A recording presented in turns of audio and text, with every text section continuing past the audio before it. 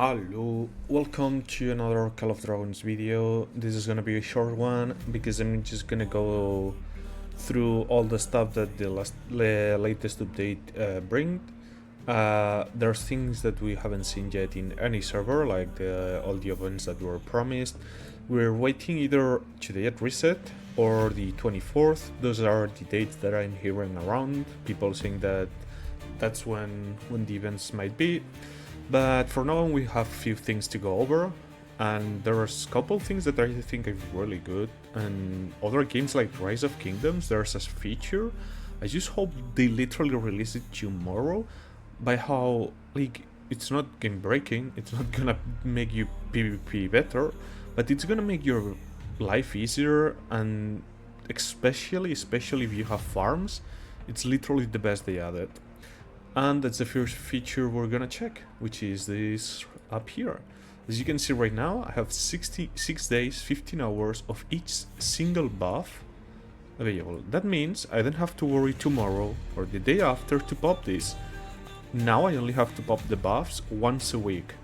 And thank God, because it's literally just annoying.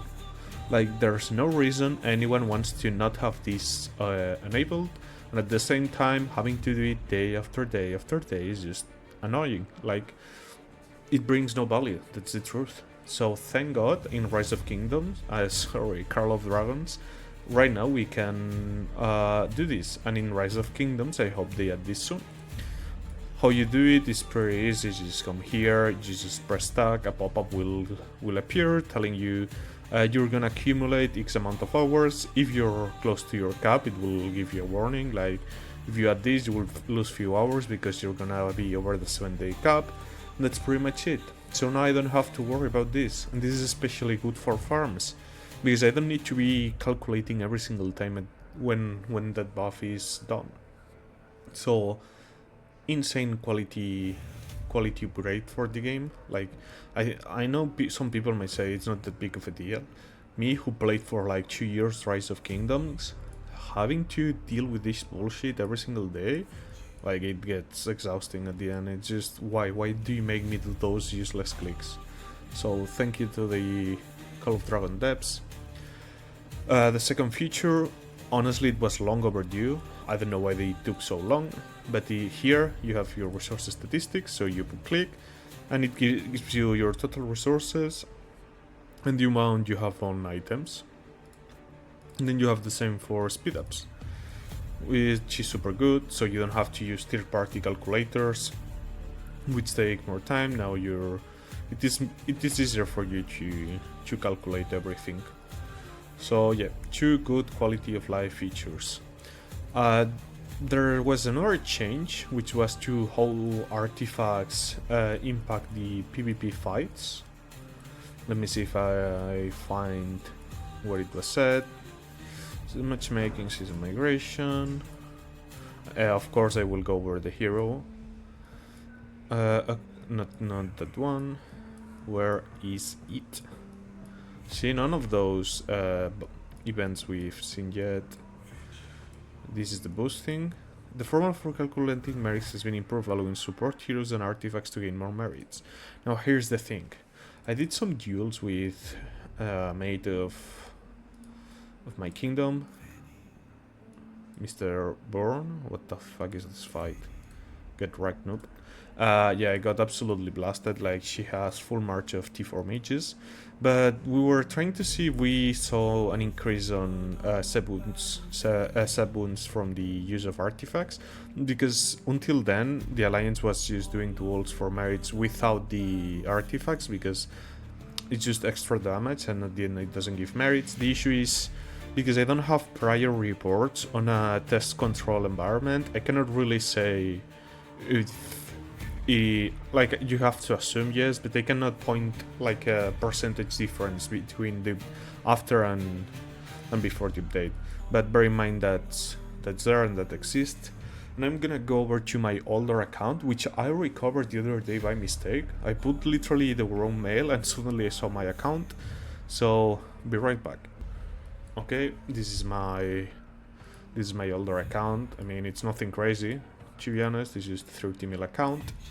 But yeah, I migrated out of server 32 because this account started in the BDO family. I was in BDO with Chisel and company, but I ended up quitting shortly. Perfect timing because I get to do the farmers. And again, super good that I don't have to worry about these buffs on this account. So let's see. We go to the heroes, and we have here Bahorn, the new hero. If you want to see actual tests with this hero, I recommend you to go to Gun's Call of Dragons channel, because he's been grinding for like 8 hours tests with this hero, so he has the up-to-date information. I'm gonna tell you what I think about it, what I saw from the test of Guns, but please go to his channel. The hero looks good. By Gun's words, it's not something game-changing because there's other priorities. Go check his video about it.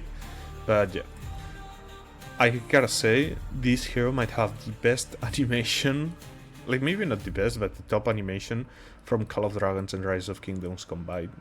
Like, I love so much the the flamethrower animation. So pretty much you have a 3 target AoE with 30 extra rage for your Legion. Like, this gets up to 90, which is pretty decent.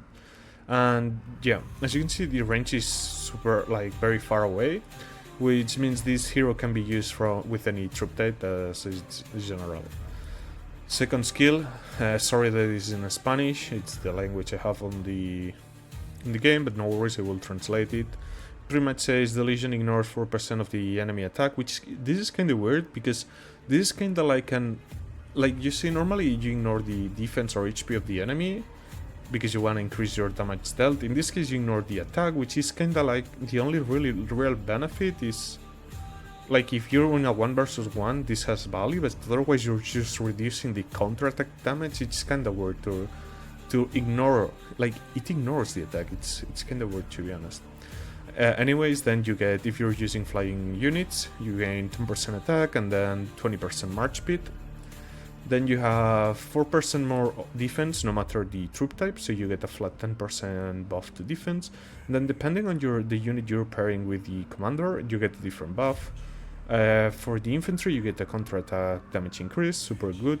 When you get literally gangbanged, you get a 15% increase on counter attack from infantry.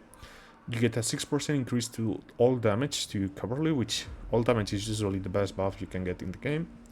Then you get a 20% normal attack damage. 20% seems kinda nuts, to be honest, for marksman.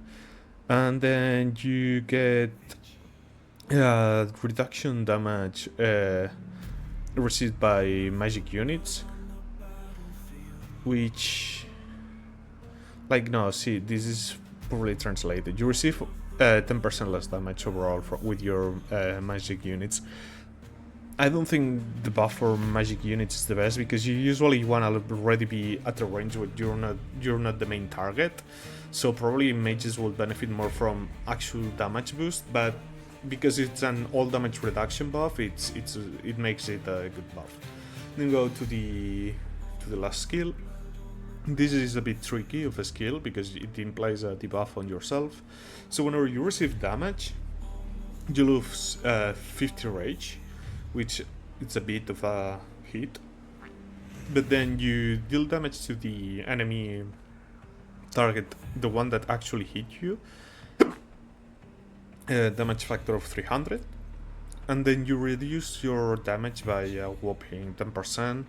So if you're going with mages, you're already looking at that 20% damage reduction, which is kinda crazy.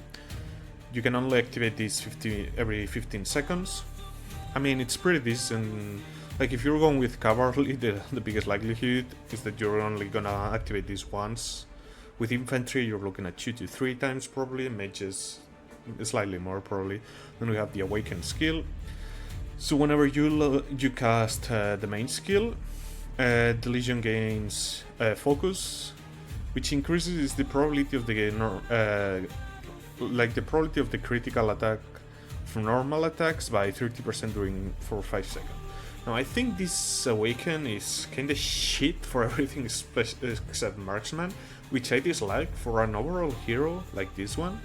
I think the Awaken should focus more like literally 10% all damage. Like, you know, you're going fine with everything.